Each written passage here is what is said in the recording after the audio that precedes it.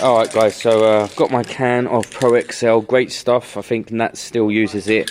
Probably the only stuff I would use if I want proper good protection on anything. Really, you wouldn't need this for these kind of items here, the forks and stuff. But actually, I want it to be as protected as it can be, because it's on a bike that I really love.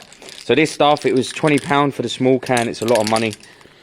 I'm not going to show you the process. You've seen it before. If you want to see a proper good video of this being used, go to Nat's Knackers Yard and you'll see the absolute best doing it. But you will see the dullness of this now to it being kind of fairly shiny afterwards.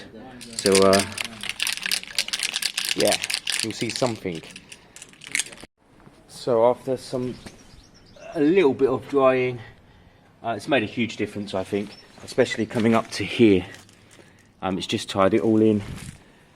These I only kind of blitzed. This is on thick. I need this to be thick. I want it to be nice, and I want it to be cut back.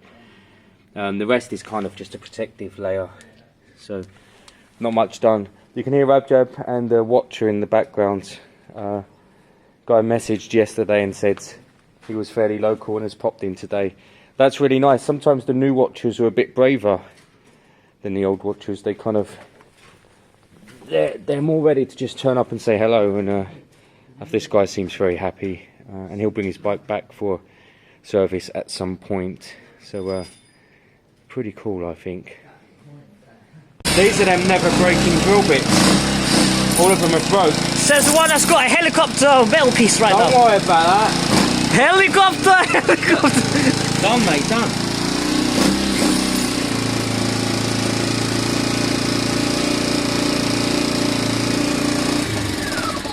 Alright, let's show the audience. Right, let's get the it's only a temporary bracket, mate. 2 holes, Bosch. Nah, and he's wide. Yeah, I've got a bigger. That's what she said. No, she didn't.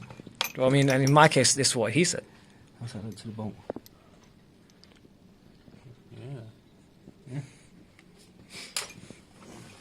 I disappeared for like 3 weeks and ended up becoming a cameraman. I believe the last time you were here, I kicked you out. And I came back with a vengeance. And you came back. What was I working on? God knows. I think it was the CB. I was deep in it and you were winding me up. Yeah, and I came back and I was like, fuck it, I'm going to come back. I didn't kick you out for life. I asked you to... No, me and Rapture were talking, that's why he kicked me out. Temporary ban. I'm not there. Yeah, Hey, listen, I've been banned from many clubs and I still managed to get back into I'm them. not there when we're trying to keep you out. I think that's part of the problem, mate. I'm persistent, what can I This say? isn't a youth club. I know, I'll make it one, don't worry, I'll make it one. What are you looking for? The chuck key for the drill. You disappear for a couple of weeks, come back, hassle us, and then you disappear again. The next day. Hi everyone and welcome back. Let's start with the first thing I was thinking about this morning, which was, have I mounted my tyre on the wrong way? One arrow pointing that way. One arrow pointing that way. This is a tyre where it doesn't matter what way you have it on the bike. It works both ways. I think for some basic reason, you turn it around if it's on the rear. But yeah, it's a tyre that does both. I did know that, but you guys got me thinking, because when I'm at home in the week, I'm not at the garage. I generally don't come to the garage, I just stay at home. But you really got me thinking, and I'm thinking, hang on, am I going nuts? Are there tyres out there that can go both ways? But yes, so absolutely, so I hope that's clear. Yeah, it can go that way, or it can go that way. It's a kind of basic tread pattern that it just doesn't matter. You are right to be fussy about that, because actually a tread pattern the wrong way on a bike, a modern bike, can be quite dangerous. It can be really slippery, so definitely something to consider.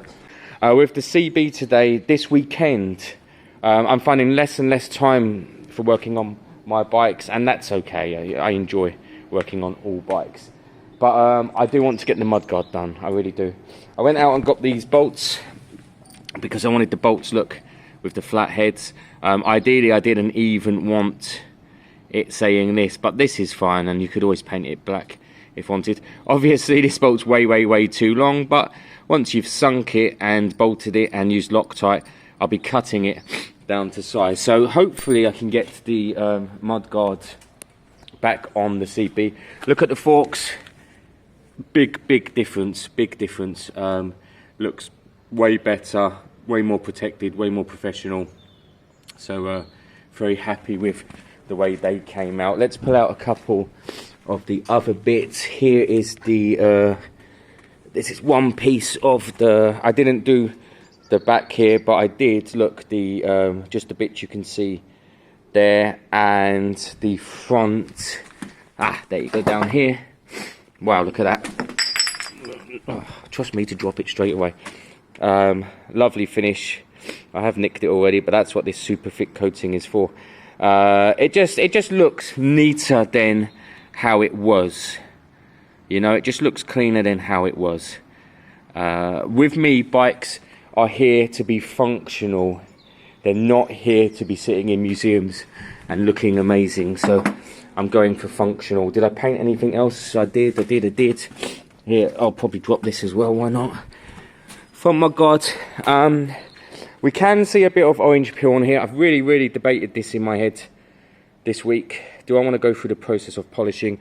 I think polishing is the key word here. I think I'm going to use my finest sandpaper, wet and dry, just to take off the ridges, because, you know, the truth is that to your normal eye, it's fine. It's doing the job. It's painted. But to get a knackers yard deep shine that looks stunning, if you knock off some of the heads of them, it comes out so well. And I've got the products here eventually.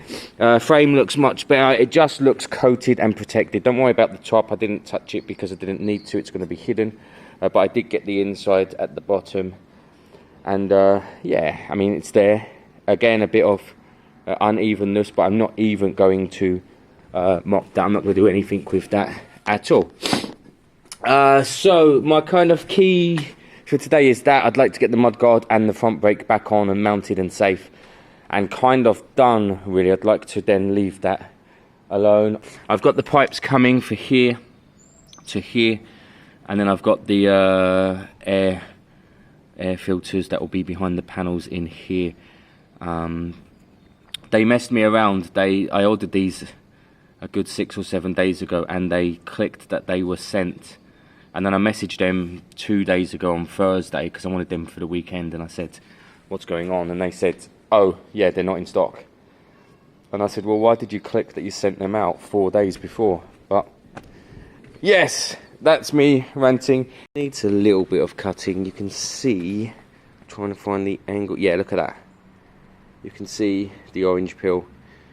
So I think I don't want to go low grit at all. I'll probably stay away from 80. What have I got in here? There you go. This is what I want. So these are all 2500, so that's good. If I had a 20 or 22, yeah, I've probably got some in here, because I haven't got my drill died. So I'll give this a light polish. Now I've got 1500, 2000 and 22025, so we've got everything we need. 1500, if I'm light with it and it's wet, should be fine. And then 2000, 2500. Now that would show you a whole process for this, and it would be absolutely amazing. But I find that if you just whisper to it and tell it how much you care about it, that it should just come out half decently without any skill in place at all. So let's see how we do. So 2 or 3 minutes, light pressure, 1500 grit, very wet, a bit of liquid in there as well. I'm going to just give it a wipe, and I'll show you what it looks like at this stage. It basically should have just knocked off the real top heavy ones, and that would really change the depth of the gloss, I think, in the end. I think if I've laid enough clear down to start with, if I can somehow polish it without the machine, etc. So let's have a look. Let's dry it and see how it looks at this stage. So that's kind of what I expected to see. Everyone likes the kind of peeling skin look on their bike. Again, it's just knocked off the kind of high spots. I might hit it again with 1500s. I'm in two minds, actually. I feel like I should have got it a bit smoother, or is this more normal? I'm going to hit it lightly again with the 1500s. I won't show you the end result of that, but I will then show you after the 2000, and we'll see how different it looks. So a bit more 1500. You can see I'm staying away from the edges because that's what you do, otherwise they come off quite easily. But I want to get these, you know, maybe just a bit flatter with the 1500s, and then I'll switch to the 2000s. So this is after the second 1500 and the 2000. I will do a second 2000. This is kind of what you're seeing now. The edges will always be a touch bubbly because you just kind of wouldn't see it in the long run. I'm going to try and get a bit more to the edges because it's black underneath anyway. But I think, yeah, we're hitting a much better area with this bit here. That's kind of, it's that bit there we're looking for. So I'll hit it again with 2000, see how that looks. If I have to go back to 15 a little bit, I will. So this is where we're at after the second hit with 2000. Grit wet, of course. I think, again, that's okay. I feel like that's fine. Now, I was just thinking about it, and even though you get these polishing sets, okay, be careful if using them. If you've got a paint that you just want to bring up to scratch, I stand by the turtle wax, shine, renew, repair, whatever it's called. I've seen bloody miracles with that stuff on paint. So this is after 2500. You can see it's kind of smooth enough to offer its shine back. If you put a bit of water on it, you see that it kind of comes up quite shiny there. So I think that's ultimately what you end up doing. You end up polishing it really finely. If I put 3000 grit on this now and polished away, it would end up looking kind of back to its gloss again. I mean, I don't have 3000, but that's what the compounds are for. So I've got a selection of compounds. I've got Maguire's polish, and then I've got super resin polish, and I've got more somewhere. Compound. There you go, Maguire's compound. There, I think this is the next step. Then that one, and then some nice wax on it. Again, it's by hand at the moment, so I have to play this by ear really and see how it goes. But should be okay. Should be able to get something a bit better even by hand. Otherwise I will hook up a drill if I desperately need to.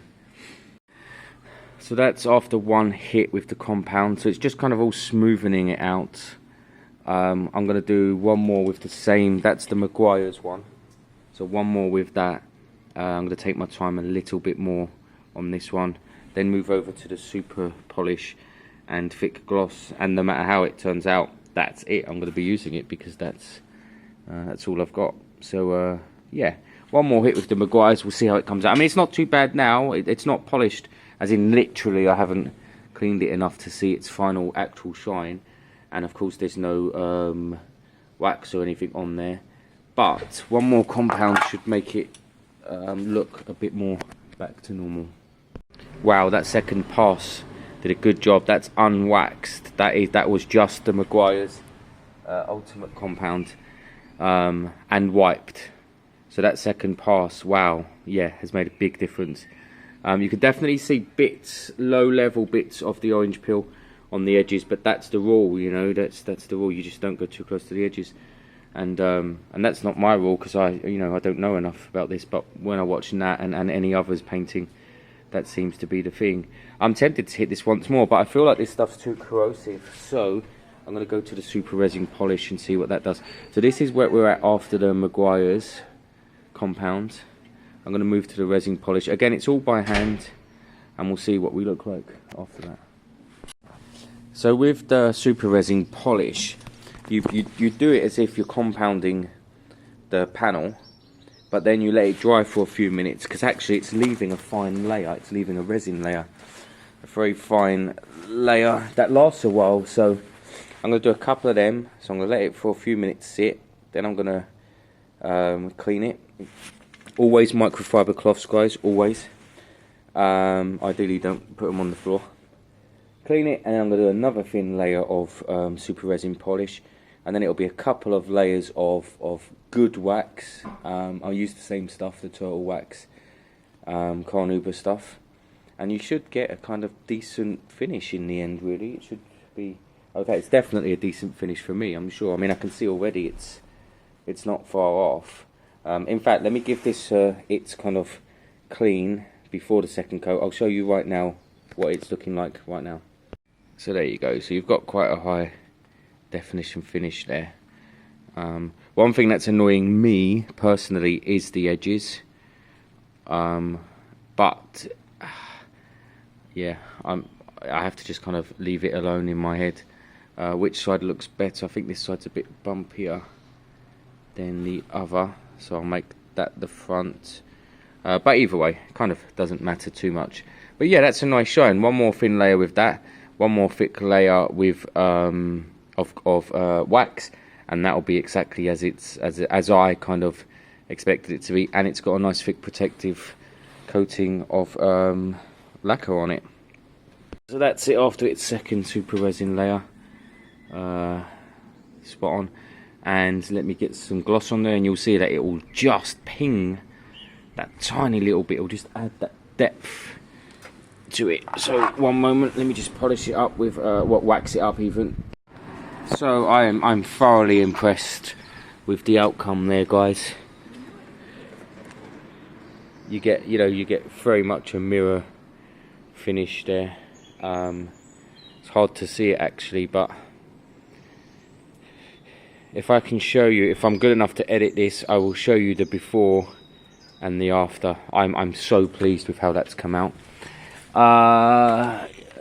We're so lucky to have Nat. I think when I started YouTube, there wasn't that many people out there doing what Nat does, because he's always willing to show you his process, even if he's not that confident himself in it. But without Nats online sharing their knowledge and their skills and what they've learned, we don't get better at it. So we're so lucky to have a Nat Snackers Yard. Anyone who's not watching him, get over there, subscribe to his channel. It's completely underrated at this stage, considering how nice he is, how helpful he is, and how skilled he is. That guy learns things like no one I know. You teach him something once or twice, and it's a skill for life with Nat. You got to teach me 46 times before it becomes a skill, and then I still need a bit of help.